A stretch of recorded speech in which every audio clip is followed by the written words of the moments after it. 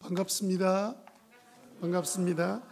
여러분 이렇게 처음 뵙는 분들 많이 계셔서 너무 좋아요. 오늘 교회 처음 나오신 분들이 계시기 때문에 재미있는 이야기로 시작하도록 하겠습니다. 여러분 여행 좋아하시죠? 여행 가실 때 가장 좋은 조건이 뭐예요? 여행이 정말 즐거우려면 여행의 가장 중요한 조건 뭘까요? 이건 답이 아주 다른데요. 보통 사람들은요, 돈을 많이 준비해야 된다고 생각해요. 그래서 이제 예를 들어서 한 3억 정도를 가지고 가방 주머니 넣고 그리고 여행을 간다고 하면 생각해 보세요. 여행이 즐거울까요? 사람 이렇게 즐겁겠지, 그렇죠? 돈이 많으니까. 사람 딱 부딪히면 손이 어디로 갈까요? 내 손에 지금 돈이, 내 주머니에 돈이 그대로 남아있는가, 이제 그렇게 살피게 될 것 같아요. 그죠? 저녁에 잠은 잘 잘 수 있을까요? 네, 누가 또 갑자기 들이닥쳐서 이 3억 돈을 누가 뺏어가진 않을까, 그런 두려움 때문에 여행은 가지만 굉장히 불안하고 행복하기보다는, 여행 가기보다는 돈 지킨다고 정신이 없을 거예요. 그죠? 여러분, 우리가 인생 여행을 다니는데, 우리도 태어나서 죽을 때까지 우리 인생을 사는데 이걸 여행으로 본다면, 이 우리 인생의 여행이 즐거우려면 세 가지 조건이 필요해요. 첫 번째는 뭐냐면요, 조금 전에 누가 대답하신 것처럼 동반자가 좋아야 돼요. 예를 들어서 제가 지금 이제 몸이 안 좋아요. 휠체어를 지금 타고 다니고 있어요. 여행은 가고 싶은데 그 여행 가면 얼마나 힘들겠어요, 그죠? 그런데 누군가 나를 정말 진심으로 사랑하는 마음으로 휠체어를 끌어주고 밀어주는 사람과 함께 여행 간다면 그 여행이 어떨까요? 굉장히 좋겠죠. 집에 갇혀서 여행도 못하고 있었는데 자기가 최선을 다해서 휠체어를 밀어다 주고 끌어다 주고 맛집으로 데려가고 이렇게 해준다면 아마 제 인생에서는 가장 행복한 시간이 되지 않을까 싶어요. 그래서 여러분, 우리가 인생 사는 동안에 가장 첫 번째 행복의 조건은 뭐냐면 동반자가 좋아야 돼요. 두 번째는요, 짐이 가벼워야 돼요. 그렇지 않을까요? 우리 여행을 다니는데 짐이 너무 많아요. 그죠? 트렁크 한 5개 모든 옷을 다 담아가지고 끌고 다닌다고 생각해 보세요. 그럼 그 여행 어떻게 될까요? 아주 기가 찰 거예요. 그죠? 아마 대개 여행 다녀보신 분은 아시지만 트렁크를 이렇게 가져가면 먼저 숙소에 맡겨놓고, 그리고 요즘은 이제 백팩이라고 아주 작은 가벼운 것을 메고 여행지를 돌아다니는 것이 우리 일반적이잖아요. 근데 인생의 짐이 너무 무거우면 굉장히 어려워져요, 여행 다닐 때. 그죠? 게다가 우리가 여행을 다닐 때 아주 즐거운 여행이 되리고 생각하면 동반자뿐만 아니라 그 다음에 짐이 가벼워야 되고요, 그 다음에 돌아가야 될 집이 있어야 돼요. 여러분, 우리가 여행 다니다 보면 어떨 때는 피곤이 몰려가지고 막 힘든데, 집으로 가고 싶은데, 근데 이틀만 딱 남아 있어요. 그러면 어지간한 여행도 견딜 수 있죠. 그죠? 이틀 후면 집으로 돌아갈 거니까. 그런데 여러분, 신혼여행을 7박 8일로 다 여행을 하고 돌아와서 김해공항에 도착했습니다. 그런데 옆에 신부가 신랑에게 물어요. 오늘 밤 어디서 자요? 이러면 이 인생이 어떻게 되는 거예요? 이게 행복해요, 불행해요? 인생이 좀 고역이 되는 거죠. 갈 집이 없는 거예요. 그건 정말 불행한 인생이 되지 않을 수가 없는 거죠. 그래서 여러분, 우리가 여행 다닐 때 제가 말씀드렸던 이 세 가지, 그죠? 동반자가 좋아야 되고, 짐이 가벼워야 되고, 그 다음에 끝나고 나면 돌아갈 집이 돼야 돼요. 그래서 첫 번째 우리 인생의 여행 가운데 가장 중요한 것은, 첫 번째가 뭐냐면 뭐라고요? 동반자가 좋아야 되는 거죠. 제 선배 한 분이 중학교 2학년 때 어머니가 돈 욕심이 있어서 개주가 되어서 개를 모았습니다. 개주가 되어서 늘 지내면 꼭 개돈을 떼먹는 사람이 있대요. 그래가지고 굉장히 어려움을 당했는데, 그 떼먹은 사람이 누구냐면 교회 여집사였어요. 교회도 다니지 않고 그런 집안인데 돈을 떼먹은 거예요, 2차례나. 그런데 어느 날 세 번째 찾아와서 어머니한테 막 간청을 한 것을 중학교 2학년이었던 제 선배가 옆에서 이제 다 들은 거예요. 보고 있었던 거예요. 다 보고 있으니 무슨 말 하냐면, 이달 말이 우리 남편 돈이 다 이제 생기게 되는데 이번에 꼭 돈을 빌려주시면 이제까지 갚지 못했던 돈 그리고 이자 다 포함해서 돌려줄 거니까 이번에 꼭 돈을 좀 빌려주세요. 그런데 이제 어머니가 이제 빌려주기가 너무 난감한 거예요.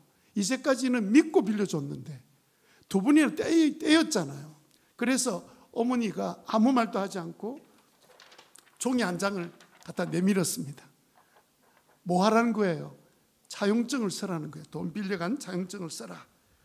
이건 이제 그렇게 했더니 그 차용증 쓰라는 말을 들었던 그 여자 집사님이 하는 말을 그때 톤이나 내용을 잊을 수가 없다는 거예요.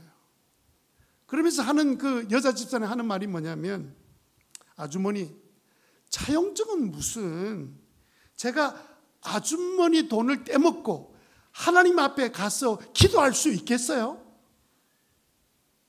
그래서 그날 또 돈을 또 빌려줬어요.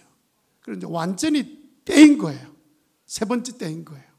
그래서 어머니가 굉장히 어려움을 많이 당해가지고 중학교 2학년인데 그때부터 어머니가 그 돈을 채워내려고 얼마나 고생을 많이 했는지를 몰라요. 고생하고 고생할 때마다 중학생인데도 불구하고 옛날에는요 뭐 했냐면요, 속눈썹 만드는 일도 하고 막 그랬거든요. 옛날에 어머니들이 머리카락 잘라서 수출하고 막 이렇게 한 적도 있었잖아요.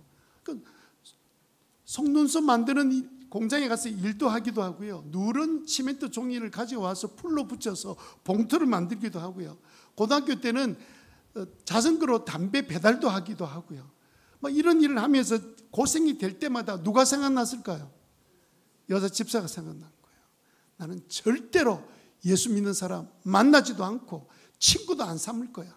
막 이런 마음을 다 갖고 있으니까 얼마나 힘들었겠어요. 여러분 가운데 혹시 교회 다니는 것이 굉장히 힘들었던 분도 계실 거예요. 나는 목사 싫어. 나는 교인들이 싫어. 어떤 상처나 어떤 일들을 통해서 이야기를 듣고 나면 그런 마음이 있었 분도 계실 거예요. 그렇지 않겠습니까? 그런데 여러분, 우리 교인들이 모든 사람이 나쁜 게 아니거든요. 사람들이 다 좋은 분들이 굉장히 많이 있고 믿음으로 사는 사람 많이 있죠.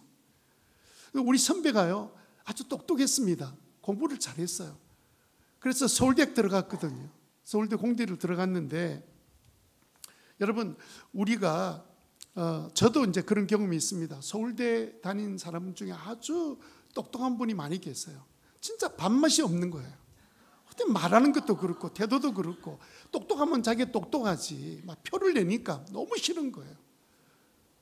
그러면 서울대 다닌 사람은 다 나쁜 사람입니까? 여러분 자녀가 공부를 잘해가지고 얘는 진짜 서울대 보내고 싶은 마음이 드는데, 야 서울대 갈 생각도 하지 마, 밥맛 없어, 그럴 부모가 어디 있겠어요. 그러니까 여러분, 우리가 만나는 적은 경험들이 모든 사람을 대신하거나 대표하는 게 아니고요. 정말 교인들 중에는 좋은 분들이 너무 많이 있고, 다음교회처럼 또 좋은 교인들이 많은 교회도 찾기가 힘들 거예요. 그래서 여러분, 여기 안면하시는 분도 계시는데 그래서 이제 중학교 2학년 학생이 그 여자 집사 때문에 나는 개고생한다, 절대로 나는 예수 믿는 친구는 사귀지도 않을 거다, 이런 마음 가지고 지내니까 옆에서 누가 교회를 가자 그래도 교회 가지지 않죠. 그런데 나중에 이분이 교회를 다니게 되었는데, 다니기 전에 집안이 이제 불교니까 이 중학교 2학년밖에 안 됐는데도 불구하고 꼭 산에 소풍을 가면 대웅전에 들어가서 100몇 번 이렇게 절을 하고 했던 아주 열심히 있었던 그런 중학생이었습니다. 근데 중고등학생 시절을 지내는데 좀 일찍 철이 들었어요. 고생을 많이 한 데다가 머리가 나쁘지 않았거든요. 근데 어느 날 이제 대웅전에 앉아가지고 이제 절을 하고는 앉아가지고 있는데 그러니까 불상이 있잖아요. 불상이 있는데 자기는 밑에서 이제 어린 학생이 이렇게 쳐다보고 있는데 한 번도 자기가 왔는데도 불구하고 그 불상이 밑으로 이렇게 내려보지 않더래요. 한 번쯤은 좀 그래 줄 것 같은데 한 번도 쳐다보지 않더래요. 그래서 참 그러고 있으면 보니까 안 보는 게 아니고 못 보는 거지, 그죠? 또 입도 있더라고요. 입이 있는데 한 번도 자기한테 말을 걸어본 적도 없고 귀는 얼마나 또 커요.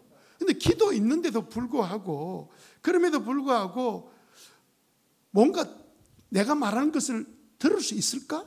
들릴까? 안 들릴까? 이런 생각이 갑자기 들더라는 거예요. 그리고 자기가 보니까 한 번도 불상이 스스로 일어나서 다시 앉는 걸 본 적이 없다는 거예요.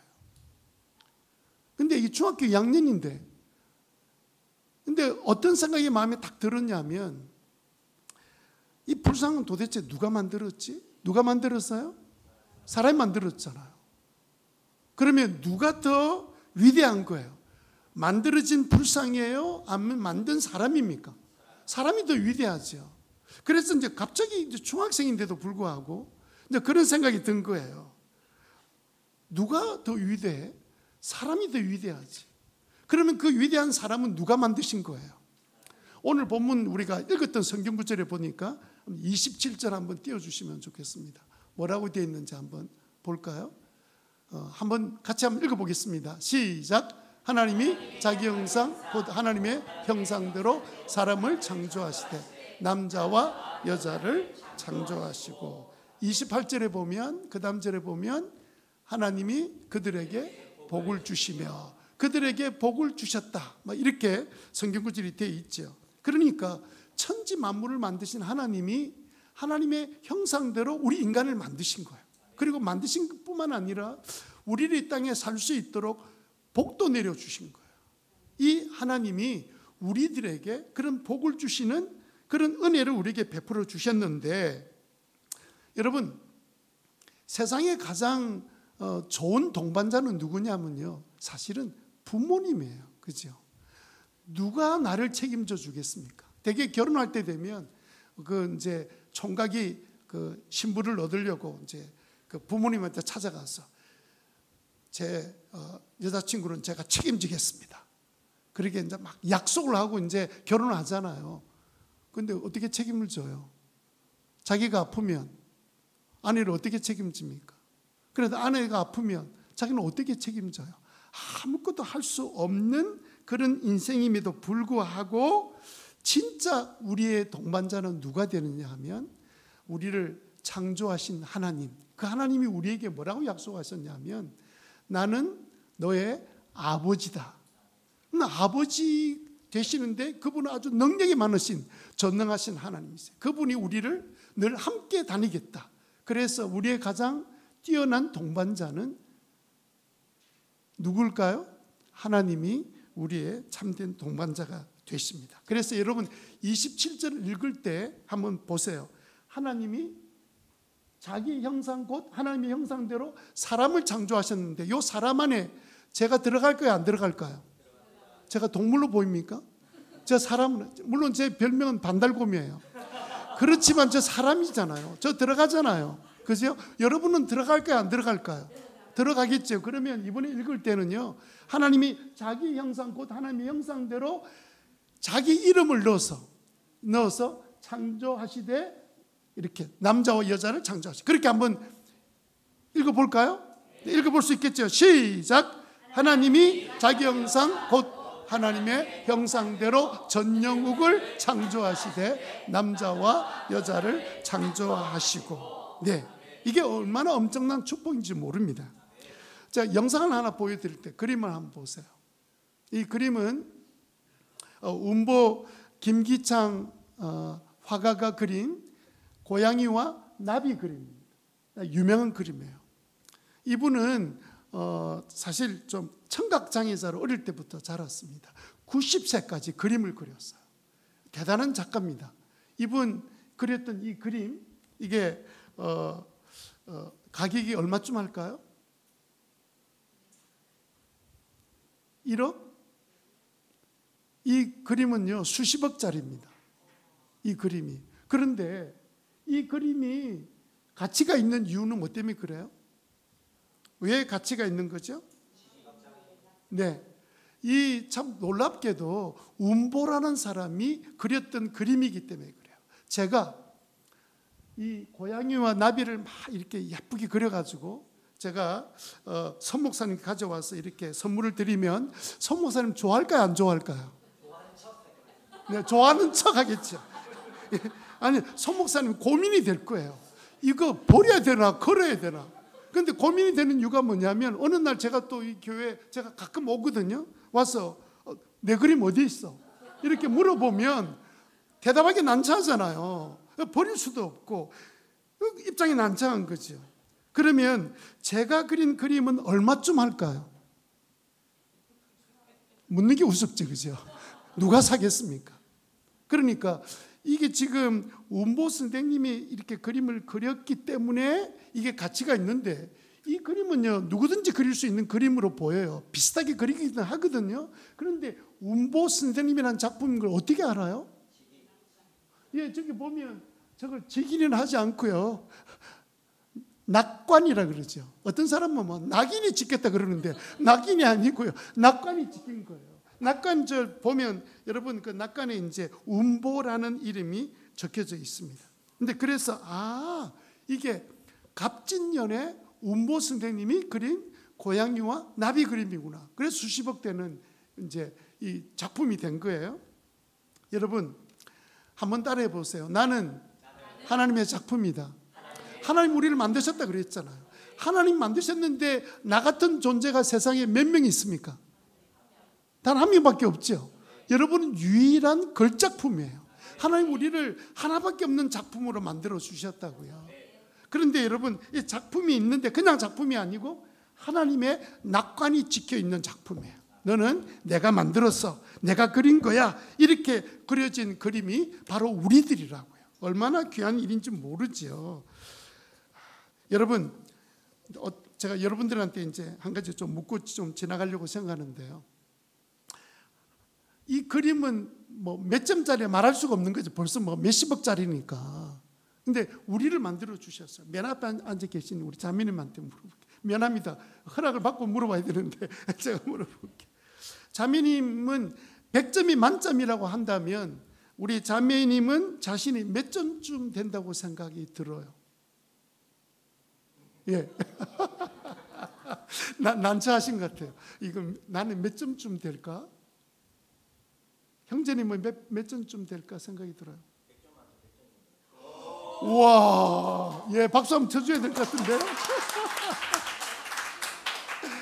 여러분 생각해 보세요. 나는 지금 가만히 보니까 내 인생이 한 60점 될 것 같아. 솔직히 나는 내 모습을 보니까 60점이야. 이런데 사실은 누가 만든 작품이에요. 그러면 몇 점 돼야 돼요? 100점 돼야 되는 거죠. 왜 우리가 갑자기 100점짜리가 60점이 되냐 하면요. 아침에 일어나서 남편, 아내가 나한테 듣기 싫은 이야기를 하고 나면 기분이 팍 상하면서 점수가 갑자기 70점으로 뚝 떨어지는 거예요. 게다가 이놈 아들이 점수라고 받아온 게 막 이게 기가 찬 점수를 받아오면요. 막 속이 상하면서 내 자아상의 점수가 그냥 갑자기 30점으로 뚝 떨어지는 거예요.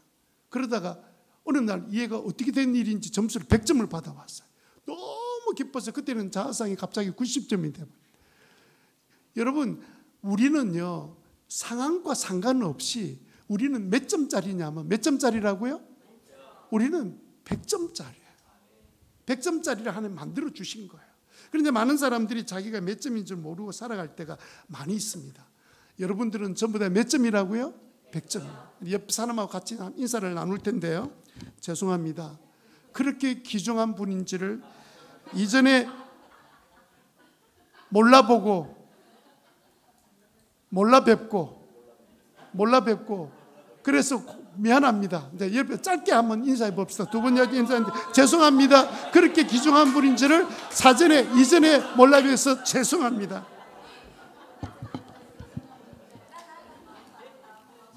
여러분 우리는 다 잊어버려도 나는 세상에 하나밖에 없는 80억 인구 가운데 하나밖에 없는 작품이다.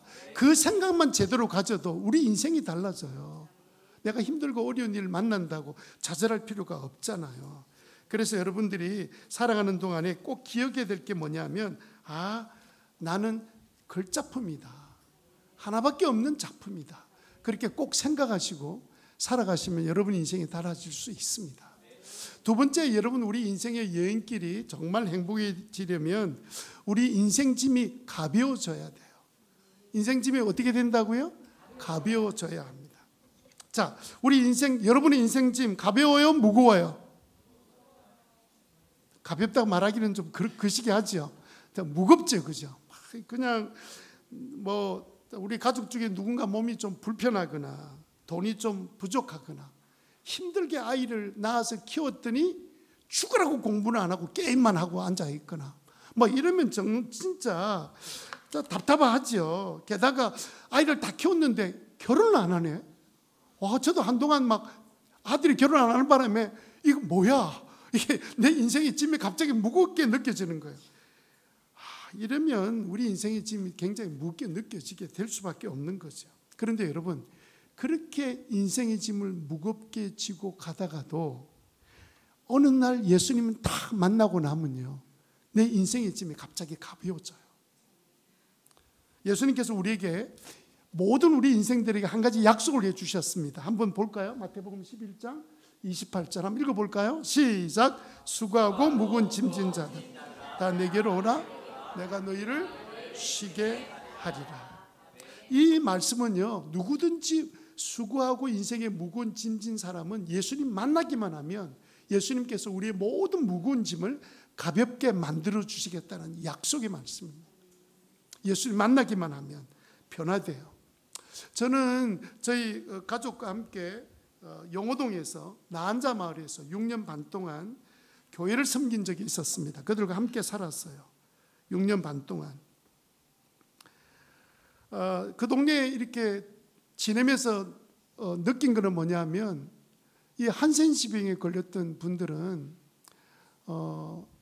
그 순간에 인생이 완전히 무너져 내려서 좌절과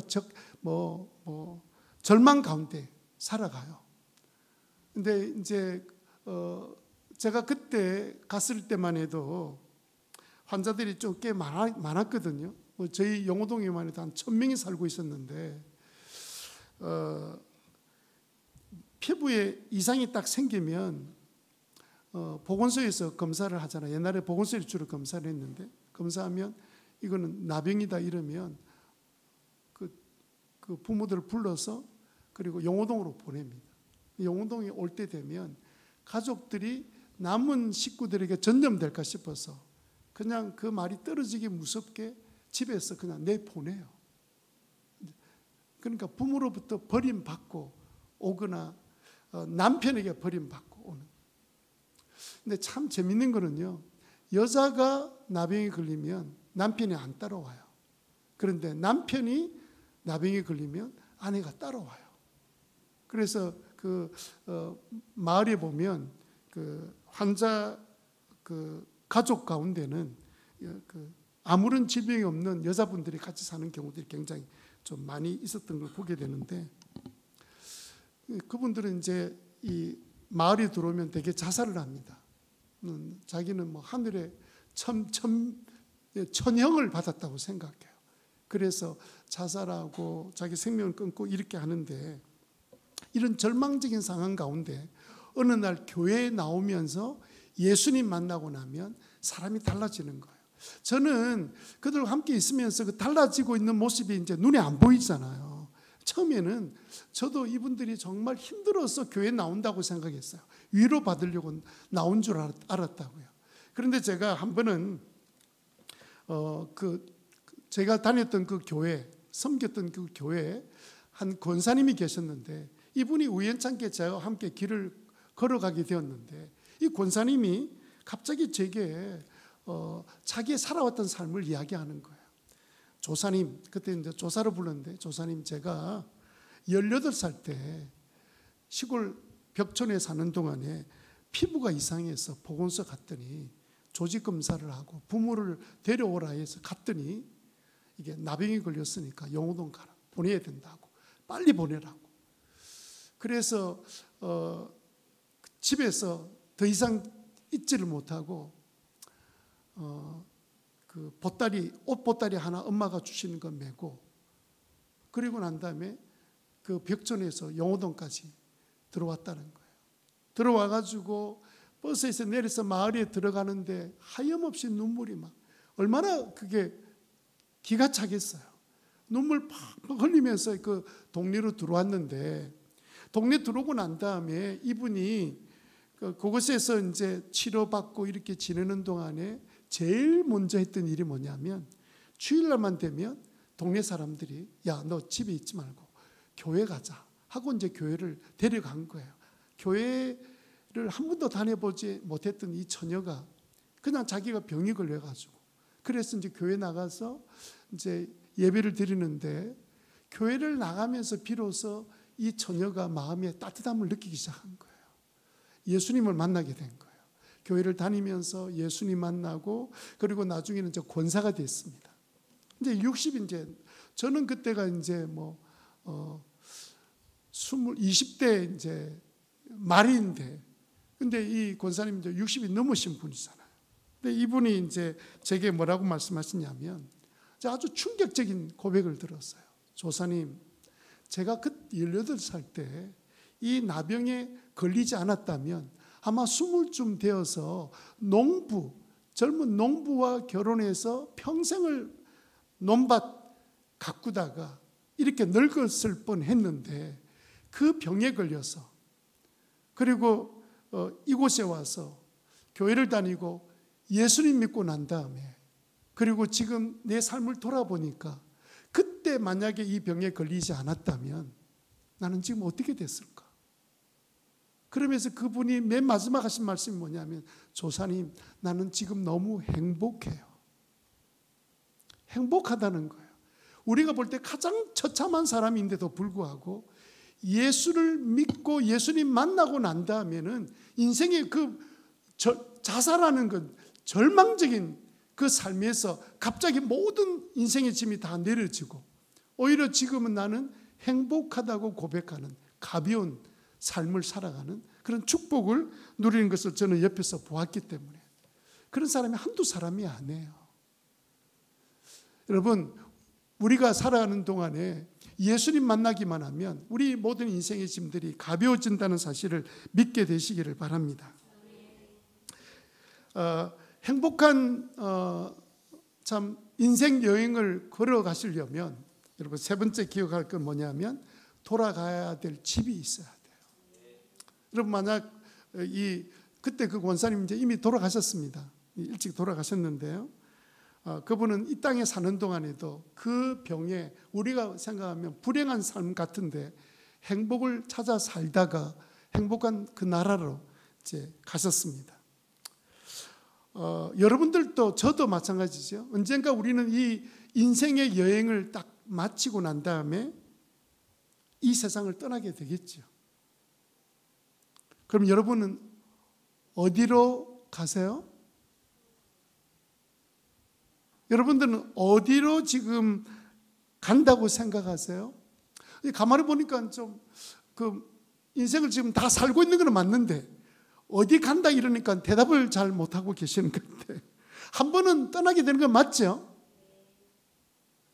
아닌가요? 안 떠나려고 작정하신 분이 계시네요. 요즘은 과학이 발달해서 나는 한 1000살까지 살 거야, 그런 분이 계시는지 모르겠는데,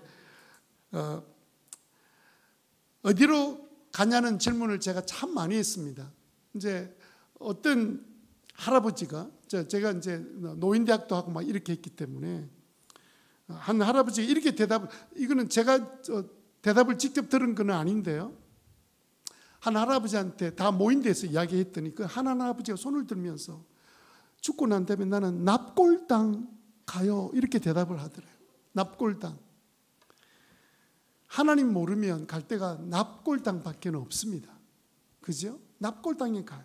여러분, 납골당에 간다고 한번 생각해 봅시다. 그러면 조그만 사기 그릇에다가 그 자기 모든 남은 시신을 다 이제 화장하고 난 다음에 그게 넣을 거 아니에요. 그러니까 영원히 살아야 돼요? 얼마나 처량한 일입니까? 인생을 살다가. 그런데 예수님께서는요, 우리들이 그런 걱정할까 싶어서 미리 준비해 놓은 것이 하나 있습니다. 우리 한번 읽어볼까요? 요한복음 14장 2절 말씀 한번 읽어보겠습니다. 시작. 내 아버지 집에 거할 곳이 많도다. 내가 너희를 위하여 거처를 예비하러 가노라. 네, 돌아갈 집을 주님께서 준비해 놓으시겠다는 거예요. 우리가 돌아갈 집을. 우리는 생각도 안 했는데, 우리는 그냥 이 땅에서 안 죽고 영원히 살고 싶은데, 그런데 언젠가 우리는 가잖아요. 그게 언젠지는 우리는 알 수 없지만 누구나 한 번은 가야 되는데, 예수님께서 돌아갈 집을 내가 준비해 놓을 테니까 그 집에 네가 왔으면 좋겠다 라고 주님께서 이 약속의 말씀을 우리에게 주신 거예요. 그래서 여러분, 진짜 예수님 만난 사람은 행복해질 수밖에 없는 거죠. 어떻게 안 행복할 수가 있겠습니까? 여러분, 우리가 인생에 행복할 수밖에 없는 게 이제 동반자인 하나님이 나의 아버지가 되시잖아요. 또 예수님 만나니까 내 인생의 짐이 가벼워지잖아요. 돌아갈 집이 있잖아요. 그러니까 우리 인생은 행복해질 수밖에 없는데, 예수님 만나기만 하면 행복해질 수밖에 없는데, 참 여러분도 다 알고 계시지만 예수 믿는 분이나 안 믿는 분이나 만나서 이렇게 죽은 다음에 어디 가시냐고 이렇게 물으면 대답을 잘 못하세요. 물론 안 가봤기 때문에 못하는 분도 계시겠지만 어떤 분은 뭐 이렇게 대답하는 분들이 계시는데, 아마 이런 대답을 제일 많이 하는 것 같습니다. 아무거나 열심히 잘 믿다가 좋은 데 가는 거지 뭐. 아무거나 믿다가 죽고 나면 좋은 데 가는 거지 뭐. 그럼 누구 생각이에요? 자기 생각이에요. 난 아무거나 믿다가 나는 죽으면 좋은 데 가면 되지 뭐. 여러분, 진짜 그렇게 생각하고 사시면 진짜 아무 데나 가게 돼요. 하나님 우리 인생을 만드신 그 창조주 하나님은 우리를 아무 데나 가도록 만들어 놓으신 분이 아니에요. 이 땅에 살 수 있는 우리가 살고 있는 이 온 우주를 창조하신 그분이 우리가 가야 될 영원한 곳까지 다 준비하시고 난 다음에 내가 너희들이 오기를 기다리고 있다, 이렇게 말씀하고 계시는 거거든요. 그래서 여러분들이 예수님을 믿어야 된다면 그것 때문에 믿으셔야 돼요. 저는 여러분들이 다 예수 믿고 예수님 만나는 그런 축복을 누렸으면 좋겠습니다. 여러분, 사람들이요, 근원적인 인생의 문제를 다 갖고 있습니다. 저도 갖고, 여러분들이 갖고 있습니다. 인생의 근원적인 문제 두 가지가 뭔 줄 아세요? 첫 번째는 죽음의 문제입니다. 그죠? 이 죽음의 문제는 누구나 다 갖고 있습니다. 근데 설명하지 않아도 언젠가는 나는 죽기 때문에, 죽음 때문에 사람들이 안 죽으려고 발부둥 치고 그냥 고민하고 힘들어하고 그래 두려워하는 것이 인생 아닙니까?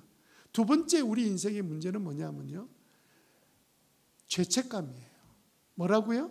죄책감입니다. 여러분, 죄책감이 있어요, 없어요? 여러분 평소에 죄책감을 느낍니까, 안 느낍니까? 아마 대부분 사람들은 죄책감 느끼지 않고 살 거예요. 그게 우리가 갖고 있는 문제인데 우리는 느끼지 못하고 있는 거죠. 그러면 언제 느끼냐면요, 꼭 이럴 때 느껴요.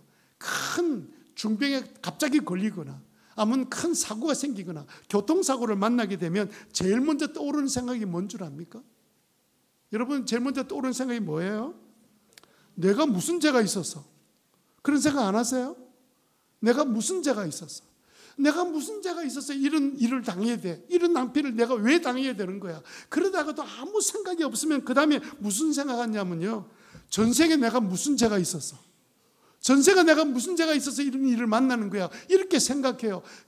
그렇게 아무리 생각해도 생각나는 게 없잖아요. 그러면 우리 조상 중에 누가 죄를 지었나? 이런 생각하는 게 우리 사람들이 갖고 있는 문제인데, 그러니까 여러분, 느끼지 않을 뿐이지 우리가 갖고 있는 문제는요, 죽음의 문제와 죄책감의 문제를 가지고 사는 거예요. 그걸 이제 잊어버리려고 애쓸 뿐이지 우리는 죄책감 가지고 살아가는 겁니다. 여러분, 세상에 우리를 위해서 죽으신 분이 아무도 없습니다. 우리 죄를 위해서 죽은 분이에요. 우리가 잘 아는 석가모니, 그분이 가르쳤던 그 좋은 말씀들, 그러나 그분도 돌아가셨어요. 그분은 정말 우리에게 인생의 삶의 어떤 고민되는 문제를, 윤리적인 부분을 잘 가르쳐 주셨습니다. 공자님도 마찬가지예요. 윤리를 가르쳐 주신 거지 죽음의 문제는 본인도 해결하지 못했습니다. 그런데 여러분, 유일하게 우리의 죄를 짊어지시고 대신 죽으신 분은 예수님 한 분밖에 없어요. 우리는 모두 다 내 죄 때문에 인생을 마치게 되는 거죠. 그러다가 죽었다가 다시 살아난 분이 세상에 어디 있습니까? 아무도 살아난 사람 없지요. 근데 여러분, 예수님은 죽으셨다가 살아나셨잖아요. 살아나신 그 예수님이 바로 우리가 믿고 계신 예수님이란 말이에요.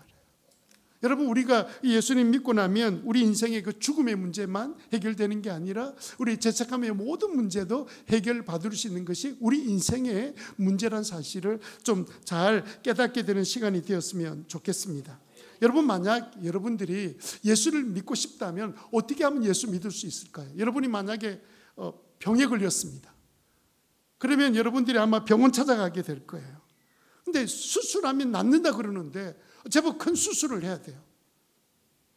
그런데 그 수술하면 낫는다는 말을 들었음에도 불구하고 환자가 자기가 환자인 것을 인정하지 않고 난 집에 갈 거야, 이러면 그 사람은 죽어야 살아요? 죽게 되겠죠. 첫 번째는요, 환자는 내가 환자란 사실을 인정해야 된다고요. 그래야 되지 않겠습니까? 그래야 무슨 수술을 받든지 할 거 아니에요. 그 선생님이 이야기했잖아요. 수술 받으면 낫습니다. 그러면 뭐 해야 돼요? 수술 받으면 되죠. 나는 수술 안 받으려고 나는 집에 갈 거야. 그리고 버티고 안 가면 나는 뭐 자연 치료를 할 거야. 이런 식으로 버티다가 살겠습니까? 죽겠습니까? 죽겠죠. 살기가 어렵죠. 그러면 의사 선생님 말을 믿고, 그러면 그 다음에 세 번째 해야 될 일은 뭡니까? 수술을 받아야 되는 거죠. 그 의사 선생님 말씀대로 수술을 받아야 되는 거죠. 똑같습니다. 우리가 예수 믿는 것도요, 내가 먼저 죄인인 것을 먼저 인정을 하고, 그죠? 그리고 난 다음에 뭘 해야 됩니까? 선생님 말씀을 믿어야 되는 것처럼 예수님이 하신 말씀을 믿어야 되는 거죠. 그리고 뭐 해야 돼요?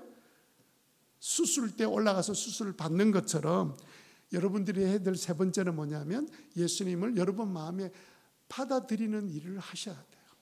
그럴 때 여러분들은 인생의 행복한 삶을 살아가는 삶이 시작됩니다.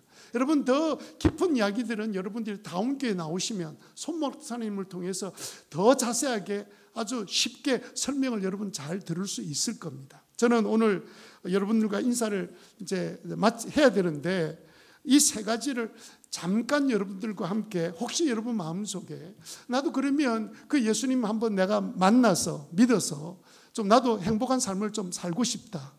나는 교회는 다니고 있는데 나는 아직까지 확실하게 예수님을 나의 구주로 영접하지 못했다, 이런 느낌이 드시는 분들을 위해서 이 시간은요, 이 행복한 삶을 주시기로 약속하신 그 주님 앞에 이렇게 좀 했으면 좋겠습니다. 굉장히 쉽거든요. 예수 믿는 거예요. 어려운 게 아닙니다. 그래서 여러분들 이 시간에 옆 사람 의식하지 말고 가만히 이제 눈만 감으시고요.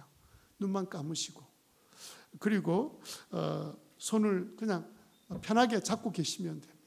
제가 여러분들 위해서 기도할 텐데 여러분들이 제 기도를 따라서 짧게 해주시면 여러분들이 예수 믿는 게 무엇인지를 알아갈 수 있는 첫걸음을 내디딜 수 있습니다. 이 시간에 우리 모두 다 조용히 이제 옆 사람 잠깐 잊어버리시고요.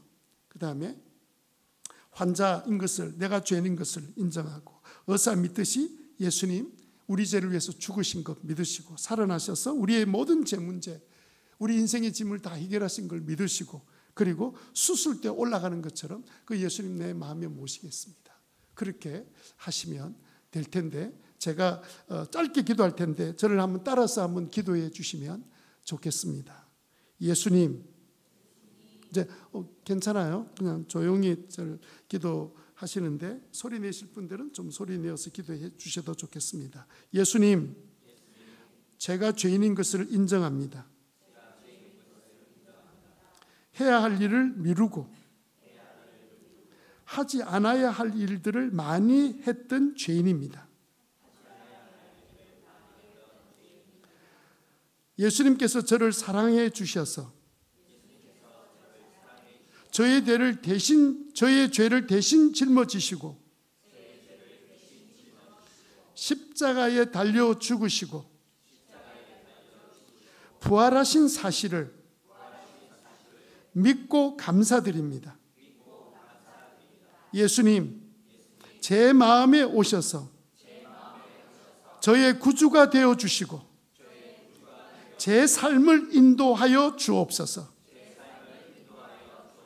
예수님의 이름으로 기도합니다. 아멘.